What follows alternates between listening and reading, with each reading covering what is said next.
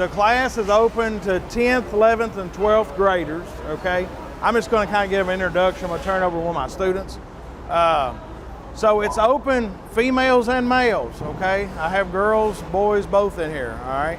So it's an excellent trade. As you see, we cut, weld different metals, fix farm equipment, build different things out of metal. It's kind of like carpentry with metal, okay? So I'm gonna turn this over to Billy Brown and Christian Crest, two senior students, and they're gonna explain about their class. So there's 3 different types of welding we do in here. There's stick welding, which is what you'll start with. You have a rod, and as you're using it, the rod burns down.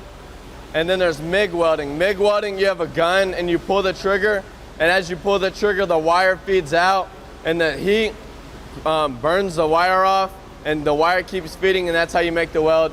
And then there's another type of welding, it's called TIG welding, where you have a little torch and you have a rod, and the rod burns down as you use the torch, but the rod's separate from the torch, where with stick welding, you have a stinger and it burns down the rod. So when you start the class, you're gonna start with using a cutting torch. Usually it's the end of the first week or the start of the second week when you start using the cutting torch. You just work on cutting metal like he is over here. And then once you practice cutting metal, you'll have a little test to see how good you can cut the metal and how straight you can cut it. After you cut the metal, you're gonna start stick welding. You're gonna do stick welding for a few weeks, and then you'll do just a little bit of MIG. And then when you come back your junior year, you can do a stick-only class. So you're gonna spend that entire class doing stick welding, and you can get your stick welding certification. So after you graduate high school, you'll be able to go out and start a career with welding. And your senior year, you can do MIG and TIG. So you can get certifications in both of those. Right now, we're working on our MIG certifications. All of us got 1 MIG certification before Christmas break. We're about to start our 2nd MIG certification. You have anything to say, Chris? There's multiple different types of welding. It's not just stick. You'll have multiple different kinds of sticks to weld with, different rods. There's 60-10, there's 60-13, there's 70-18. There's different size rods, and there's different positions to weld in too. You can be in a 1F, which is horizontal. You can be in a 2F, which is in a T-joint weld. A 3F, are those hot? There's one of the rods now. These are 60. Oh, okay. There's vertical up and down. There's overhead, and there's different gravity welds too. You can weld in a groove. And every time you weld in a different position, you have to use a different technique. You have to be at a different angle, a different position, and a different speed. So this is one of the rods we use. This is 60-10, so this is the rod you'll start with. And then we'll go up to 70-18, but I can't pass around the 70-18 rods because it's in the red oven over there, and they're hot, and y'all don't have gloves. So this is an example of one of the rods we'd use. We have 4 other rods we use in here, but they all stay in the oven because they're hot, because it's a different type of rod. And then if you look over here, is our welders. We have large Lincoln welders, and each person, when you start the class, you get your own booth, and that's your booth for the rest of the trimester. Each person has their own booth, and no one else will use your booth. But what is that? Is that 70-18? It's a little warm. So here's a 70-18 rod. This one's been out of the oven for a while, so it's cooled down. As you can see, compared to the 60-10, it's a little thicker. The 60-10 is going to be a thinner weld, or the 70-18 would be a thicker weld. You want to go get some examples out of the scrap? Yeah. He's going to go grab some examples of some welds out from our scrap trailer. But basically, here's 2 of the kinds of rods. These are going to be the rods used the most. And then some more stuff about the welding shop is, this is a shear. Over time, you might learn how to use the shear, but we'll put metal in here like he did earlier. And there's a little lever over here, you pull it down, it closes down and it cuts it. Instead of using the cutting torch, use this just to guarantee you get a straight cut, and it's smooth. You don't have to worry about any leftover metal that's burnt on it. I will say a few things. You won't earn your pilot's license in here. However, a lot of the information you do talk about in here, including weather, particularly in the second or third class, you'll learn a lot of stuff that you're going to need to know on the FAA private pilot written exam, of which I've taken. I've also completed my private pilot training, so I can attest to the fact that the information you will learn in here is useful. If you guys don't know, you can fly a plane at the age of 16, so you can fly a plane. Actually, you can start flight training whenever. You can solo at 16, so you can fly a plane before you can drive a car, which is something not a lot of people know. So this is the engineering class at EC3. For your first 2 years, you actually won't be at EC3. You'll be at your home high school taking Intro to Engineering, and that will teach you everything about the math and the science, the basics of engineering, the engineering process. You will have a couple of projects. One of them is a reverse engineering project where you will take any item, say that cube, you'll measure every part of it, and then you'll model it in a 3D modeling software on the computer. And here's something that Raymond made. Which is a sword. Yeah, he modeled this sword. Mm-hmm. Yeah. Yeah. So you can make all kinds of things in this 3D modeling software, and if he wanted to, he could 3D print that or cut it out in that CNC machine. Mm-hmm. It's just a matter of getting all of your measurements right, and he got all the angles, he rounded everything off. As precise as possible. Yes. So that's a big part of engineering, actually, is just designing the product that you're intending to make. And then when you get to your junior and senior years, that's whenever you'll come to EC3. For your junior year, you'll take electrical engineering. So that's circuits, how computers work. You'll work with these breadboards. They're kind of like a giant circuit board, similar to what would be in your phone or a computer. And we'll work with those, making circuits that use different inputs to give us a desired result. And then your senior year, you have several choices. You can take civil engineering or mechanical engineering. Civil is working with construction and building. Mechanical, you work with gears and engines, things like that. Right now we're in the engineering capstone, so this is how you complete your pathway. You get a certification telling the workforce that you've basically gone to a trade school and you're ready to go into the workforce if you so choose. So right now we are working on a project where we're solving any real-world problem we want to. There's a group working on fixing airplane air conditioning and creating a cheaper alternative. Somebody who's working on an automatic release blind for our doors whenever we have a lockdown. So all of these things that have issues in today's world, we're able to solve them using the engineering process. We have a budget, we buy materials, and we'll design a better product. And then if you don't want to do capstone, you also have the choice of doing co-op your senior year to complete your pathway. So that means for third, fourth, and fifth block, the last half of the day, you go to work at a nearby factory like Metalsa or Alltech. You'll work there getting paid about $15 an hour, and it's like a paid internship. You'll learn more about engineering, you'll work under actual engineers, and then after you graduate high school, if you want to, they often offer you a job where you can work up to be an engineer without even going to college. Off the bat, what's going to be different from your home high school versus here? So you're going to have more personal responsibility, and you're going to get a better use of time management. So you got to think, this is college courses. You have professors, you're going to have a lot of online work. So with this, you're not going to have your professors telling you, hey, today this is due.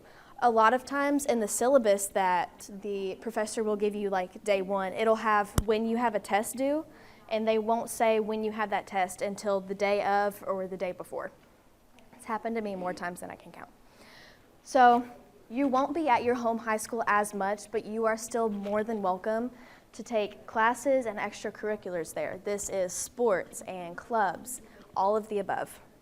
So along with this, you're going to graduate with an associate's degree. This is a 2-year degree that will most likely transfer to any college. So important to note, cost is significantly less than regular college classes, and you do get free textbooks if you do attend the academy. Some of the qualifications are on your ACT, you must score an 18 on English, 22 on math, and a 20 on reading. And you must also have completed Algebra 2 by the end of your 10th grade year. This is why a lot of kids end up doubling up in math. And then an application is also required to get into the academy. Important skills to have is good time management. You won't have teachers telling you what to do, and you're going to have a lot of free time and a lot of work. So you have to be aware and get your work done when you have it. You have to be proactive and have a can-do attitude. You must be on time. You don't want to miss any lectures or any notes. Everything is important. And do not procrastinate or wait until the last second.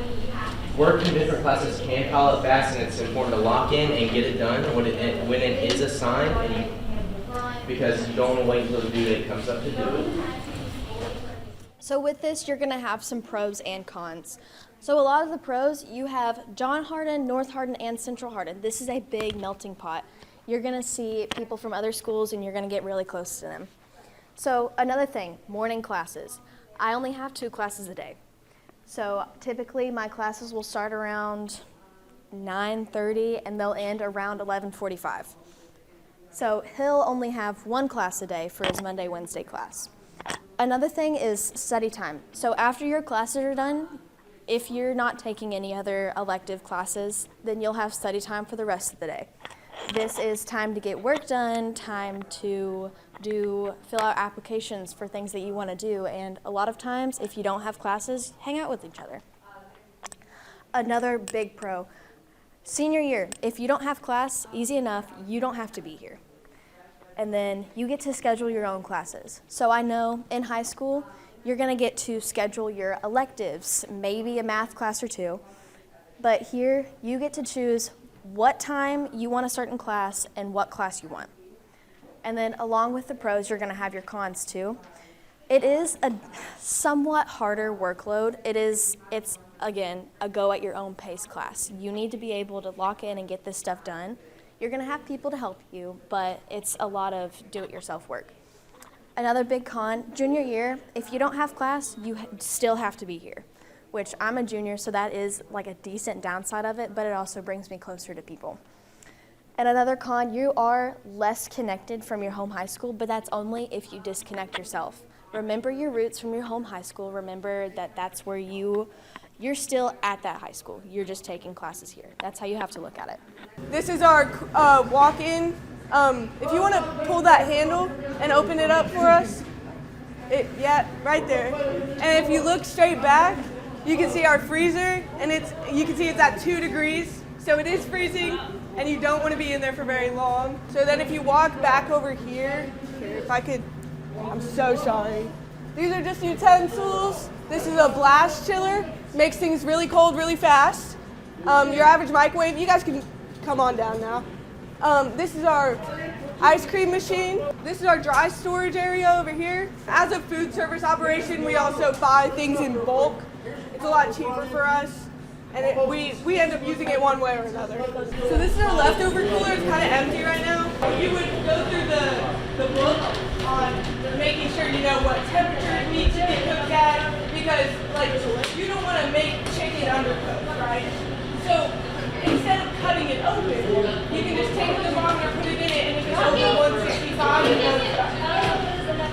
It's a lot easier and a lot quicker for food service operations if you know how to do that. This is our dish machine. This is our dish machine. It's much like what you have at home, except it's just industrialized.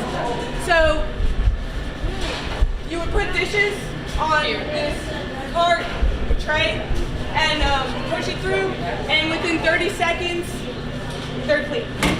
And they come out over here. And then these are our stove tops, and over top of those two, we have some new broilers that we just got. And just walk back here. This is our 3 compartment sink, so you wash, rinse, and sanitize. This is for pots and pans, things that don't go. This is called building construction technology, okay? Building and construction technology. It is by far the coolest class that there is that EC3 has to offer. It is so cool that we're so cool we can't even be stationed over here. We got to be stationed over at EC3. So our shop is over at the college. All right. So whenever you take my class, you'll actually be bused over to the college, and that's where you'll come in there and you'll begin to learn about construction. All right. So the first class you take with me is just intro to construction, and you learn how to use power tools and hand tools and drills, table saws, hand saws, anything that you'll see on a construction job site. You learn how to use all those tools, and then after you learn how to use the tools, we begin to build things. Like birdhouses and step stools and toolboxes and so forth. You actually build small little projects. And then after your first class, which is intro, you take carpentry. All right. What does a carpenter do? What's a carpenter do? Go ahead. Build houses. Builds houses and so forth. So inside our shop, you'll actually build walls. You'll build a floor, you'll build walls, you'll build ceiling, you'll put roofing on it, you'll put windows and doors in, just like you would on a job site out here building a house. And then the third class you take with us is electricity. All right, electricity, anything inside your house, the receptacles, switches, lights, smoke detectors, electrical panel, anything inside your house, you'll know how to wire. These two guys over in my class right now, anything in your house that you got that's electrical, these two guys can wire up.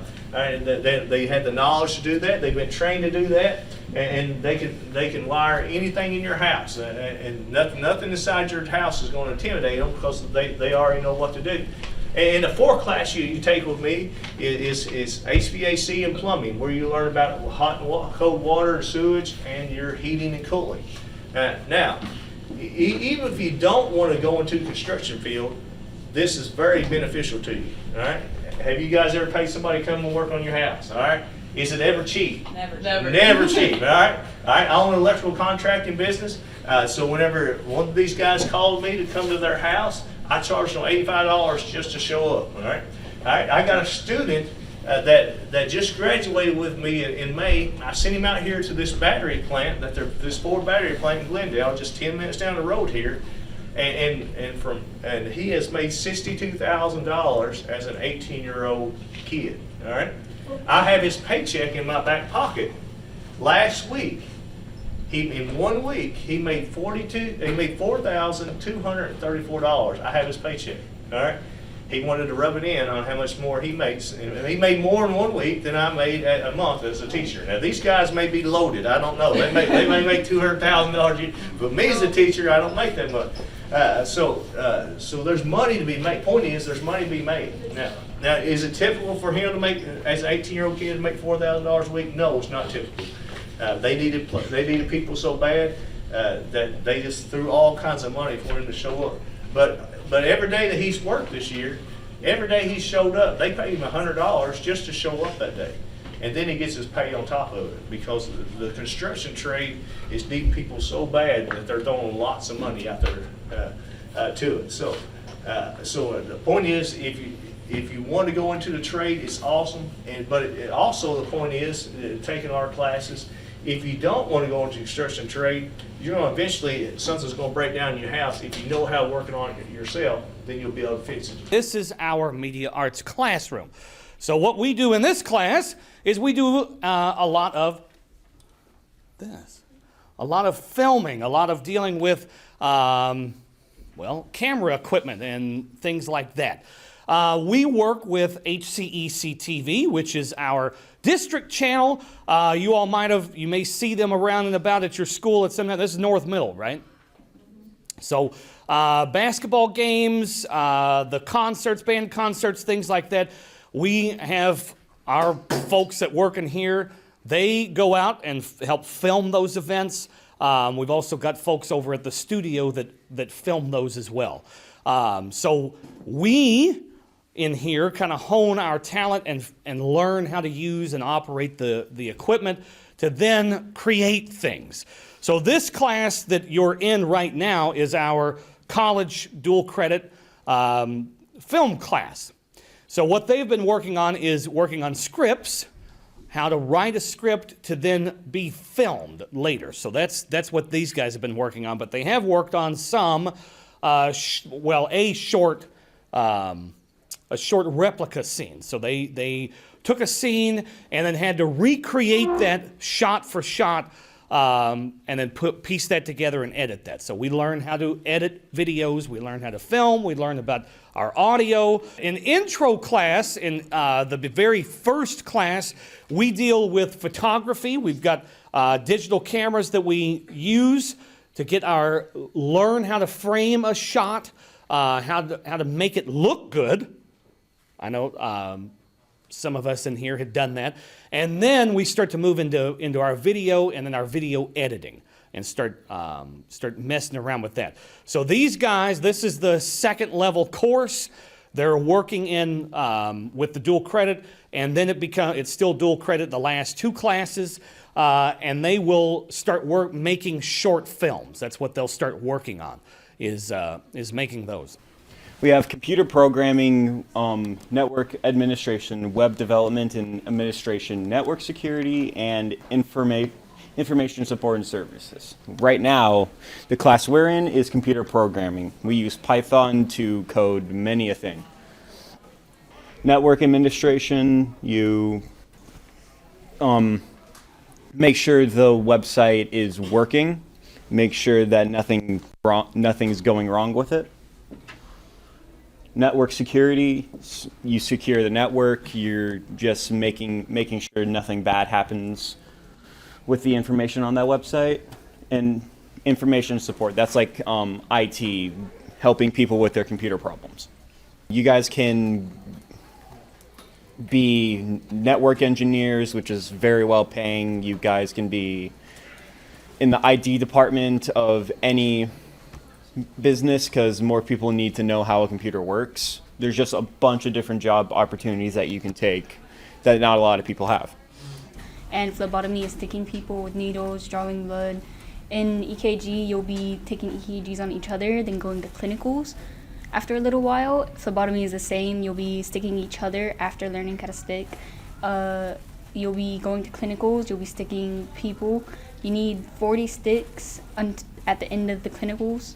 So Miss O'Daniel, she teaches the phlebotomy and EKG.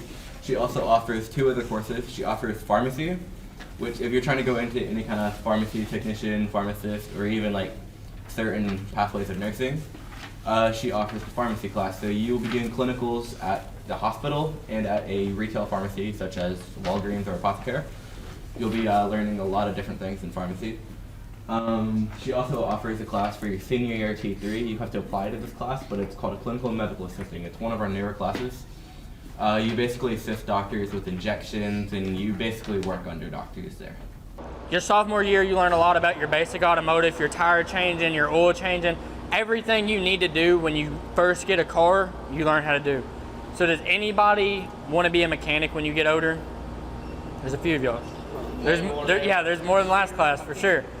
So I don't know if any of y'all how old y'all are, but in 2 years, everybody's gonna have a car. You're gonna have to work on your car eventually, or you're gonna have to pay somebody to. So it's better to know how to do it than to be out money paying people. So like here in front of you is an engine trainer. So it's very cool. The cool thing about this is it's got a trainer on it. So as you're running, if you start unplugging stuff, it'll tell you exactly what's wrong with it and exactly how to fix it. So it's just like a car. If you want, you can press that gas pedal right there. No, just push it with your foot. The gas pedal. So it runs just like your everyday car. So we have very cool trainers like that. We got that this year, and like I said, it's very cool. Pitt has used it a lot so far, teaching us how to do like oil, spark plugs and stuff. You also have your electrical trainer there, the blue thing.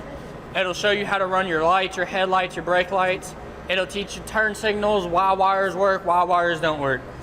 But there behind you, we have a 4-post lift. That way, if you get a car in or a heavier pickup truck, that way you can work on it and be safe. That's also called an alignment rack. You learn how to do your alignments on your vehicles. You learn how to change your tie rods, your tie rod ends. Everything that makes the car steer and drive, you can do on that rack. So here behind us are 2-post lifts. We got 4 of them. You learn multiple different things on 2-post lifts. Like right now we got a truck up here that we're doing an oil pan gasket. So you have to pull a transmission to get to an oil pan gasket. You'll learn how to do that stuff as you graduate and get older in the school. So over here we have a tire changer. So that is the very first hands-on thing you learn to do, is you learn how to change a tire. So as you come to automotive, no matter if you really want to work on cars or not, you're gonna have to change a tire at some point in your life, and you're gonna have to plug a tire. So that is the very first thing we learn. We learn how to change tires and plug tires. Everybody in this shop right now is technically a certified entry-level mechanic. Your senior year, you take an ASE test before Christmas break, and it'll give you your certifications to go to SWOPE or anywhere and get a job. I would accept it. It's very good money. I think they offered us all $16 or $17 an hour. It's good money to be in high school making. Another good thing is if you go somewhere and get a job, if they want you to have higher education, they pay for it. No loans, no student debt. Like I work at Boyd Cap. I'm gonna be a diesel mechanic in 2 years. They're paying for my school 100%. I don't owe a penny, and I get an associate's degree in science. So if in 5 years I don't want to be a mechanic, I got an associate's degree to fall back on. Intro to criminal justice. Basically, you learn the basics of what you're doing. You learn everything that you can and cannot do as a juvenile, which is you all in your age right now. So say you commit a crime like truancy or a status offense like running away. You can get in trouble for that now.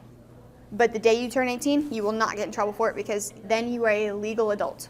You won't get in trouble for it. Then you also you learn all about the Constitution and your constitutional rights. Many people don't know about all their constitutional rights, so this is a good class to take if you just want to know a little bit more. Like your Fifth Amendment right, you have the right to remain silent at all times, unless your lawyer says you can talk. If you ask for one, then you can talk. But if you don't want to talk to them, you don't have to. Then we will move on up to your second class, which is corrections. In corrections, you learn everything that happens inside and outside of the prison.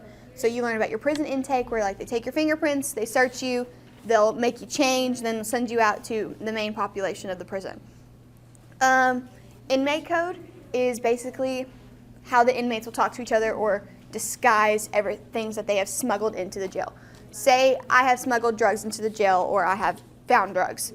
I will call them like candy or something random that only the other inmates know, so the guards don't know that I have drugs. Or say I have a tattoo gun. Tattoo guns are highly also illegal in the jail system. One, they're not very sterile, so don't get tattoos while you're in prison. When you're going in, if you do have tattoos, they will mark your tattoos in your pamphlet, like when they intake.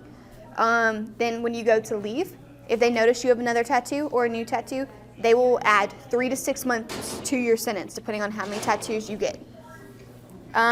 You also, at the end of the year, you do a 2.5-week project. You play Minecraft for 2.5 weeks. You are going to get graded on building your own Minecraft prison. So basically, you get to pick low, minimum, max, or super max prisons. And you just get to build your own prison, and as long as it has these lists of requirements, doesn't matter how big it is, doesn't matter how small it is, as long as you build your own prison. I'm going to go ahead and continue with law enforcement. In that class, we talk about the responsibilities of being a police officer. We enforce laws, provide services, prevent crime, and preserve peace. During that, we talk about laws that you can, that have you, and do like constitutional rights for that. We also have Wellness Wednesday in that class, which is everybody's least favorite thing to do in the beginning because they don't understand what it is and how hard it actually is. It's not hard at all. That means every Wednesday we talk about and do physical tests as what like police officers have to do during police academy and trainings. That physical test is not hard because all your teacher makes you do is participate for it. Next we have criminal investigations. That's the last class, and you can only take that as a senior to make sure that seniors get to end up finishing out the pathway before they graduate. During that class, we talk about the types of investigations, which are the Reed method, which is a more aggressive approach to it. That's where I don't want to be your best friend. I just want you to answer the questions I have for you. And then we have the Peace method, which is where I would try my best to be Delaney's very, very best friend. So I try to get her to tell me every single bit of information she has. During that class, we talk about fingerprinting, lifting, and analyzing, and work on that. We draw crime scenes, process evidence, and photograph crime scenes.